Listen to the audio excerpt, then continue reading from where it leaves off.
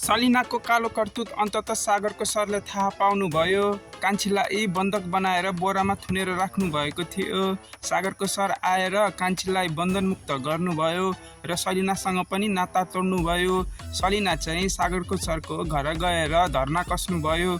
जसरी पनि सागरको सरसँग माफी मागेर बिहे गर्ने सुरुमा हुनुहुन्थ्यो, तर सागरको सरको बुबा र बहिनीले घरबाट निकालिदिए। सागर जेलमा हुनुहुन्छ र सागरलाई फसाउन खोजेको आरोपमा पक्राउ परेका बिन्दा पाण्डे र उसको दिदीलाई पुलिसले प्रमाण नपुगेको भनेर छोडिदियो।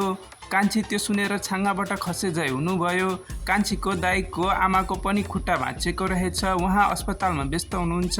कान्छी अहिले एक्लै पर्नु भएको छ, तर हिम्मत गरेर उहाँ जसरी पनि प्रमाण जुटाएर सागरलाई जेलबाट बाहिर निकाल्ने कोसिस गर्दै हुनुहुन्छ। कान्छीले बिन्दा पाण्डे र उहाँको दिदीले कुरा गरेको भिडियो मोबाइलबाट खिच्नुभयो। अब आउने हप्तामा के साँच्चीकै सागर छुट्नुहुन्छ त? उहाँ निर्दोष प्रमाणित हुनुहुन्छ त? के कान्छीले साँच्चीकै सागरलाई छुटाउन सक्ने प्रमाण जुटाउन सक्नुहुन्छ त? सागर जेलमा परेको कुरा सागरको आमालाई थाहा छैन। कान्छी दिनरात बाहिरै हुनुहुन्छ। त्यो देखेर सागरको आमा कान्छीमाथि शङ्का गर्दै हुनुहुन्छ, अरू नै केटासँग हिँड्छ भनेर।